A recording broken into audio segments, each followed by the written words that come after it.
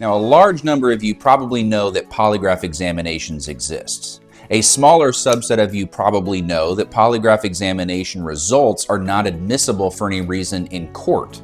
And an even smaller number of you know that lawyers and prosecutors and judges and court staff still use polygraph examinations all the time.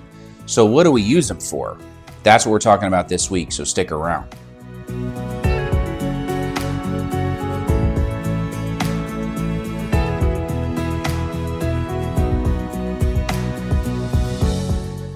Happy Friday, everybody. Hope you're having a great week and gearing up for another awesome weekend. This week, we're talking about polygraphs, lie detectors. They were a staple of most whodunit type crime detective movies back in the 80s and some of the 90s. You saw them all the time. Detectives would put somebody in an interrogation room under the bright lights to submit to a polygraph to know for sure if they were the ones that committed whatever offense it is that they were investigating. Well, that's not really the case anymore because for many, many years, courts have ruled that polygraph results are not admissible as evidence in court because they're not as reliable as some people are led to believe. They are effective sometimes, but definitely not all the times. They're certainly not good enough to prove anything occurred one way or the other. So I'm not sure the exact year, but it's been quite a long time that courts have ruled that polygraph examinations and their results are not admissible in court for pretty much any reason. You can't introduce them as an exhibit at trial. You can't put the polygraph examiner on the stand to testify how somebody performed. They're just not used in trial. So what are they used for? Well, as a defense lawyer, I describe polygraph examinations as an arrow in my quiver, a tool that I can use to try and do several things. The first thing that I try to do is I use it to gain leverage against a prosecutor to try and sway them into my way of thinking, right? Now, a prosecutor knows I'll never be able to get a past polygraph into evidence at trial. But if I show a prosecutor that my client passed a polygraph, what that does tell them, or what that does signal to the prosecutor is, at least on some level, my client appears and sounds credible and believable. So a jury very well could believe him or her when I put them on the stand to testify as to what happened. The other way that it does is if a prosecutor has been locked into a specific conclusion, they've been locked in on the idea that my client is guilty, right? Showing them a past polygraph sometimes shakes them out of that and it makes them reevaluate the evidence in their case, and they start looking at it with a little bit more scrutiny, which is what I wanted all along.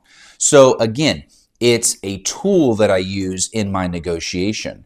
The other thing that I sometimes do with polygraph examinations is I use them as a way to prepare the client for answering difficult questions if they're going to be on the stand.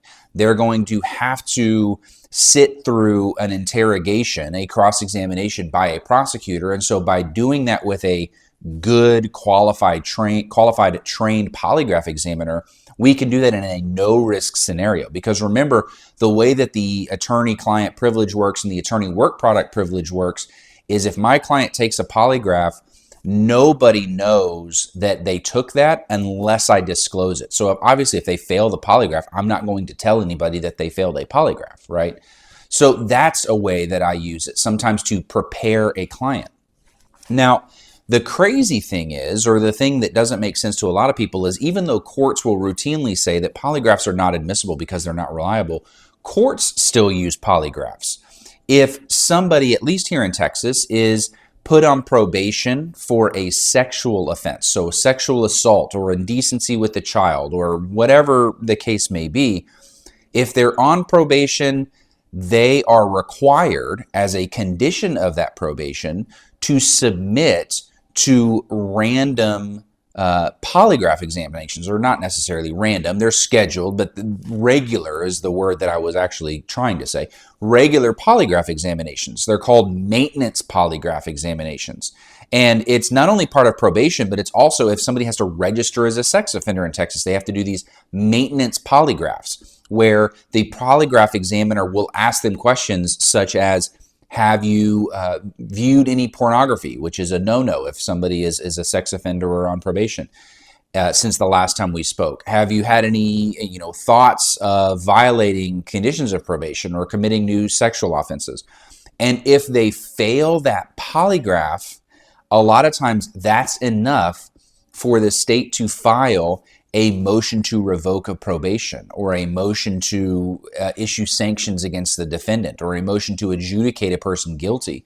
So that always kind of struck me as a weird kind of fact, given that courts will say polygraphs are not reliable, they're not admissible, but if somebody has been accused of a sexual offense, if they fail a polygraph, that same exact court will use that failed polygraph as a way to punish the defendant. So a little bit of a weird kind of catch-22 there, when you're looking at the way things look. But all that to say that polygraphs are still used in criminal cases. It's just in a much more limited sense than most people think. A lot of times clients will come in right off the bat and say, I want to take a polygraph, I'll pass a polygraph. And that's great. I'm glad that you can. But what I have to explain to those clients is even if you do, that doesn't make the case go away by any stretch of the imagination. That polygraph may be useful for a couple little things here and there, but it's not the golden ticket that we need to get ourselves out of this mess. So keep that in mind.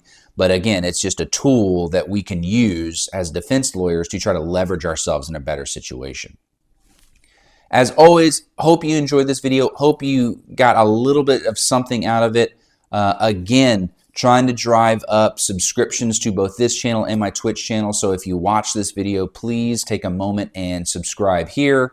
Give this video a like because that really does help. Head over to my Twitch channel. The link is in the video description below.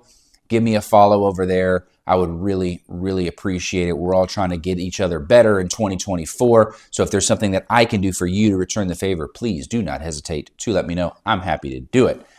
Until I see you next time, have a great week, be good, and stay on the right side of the bars.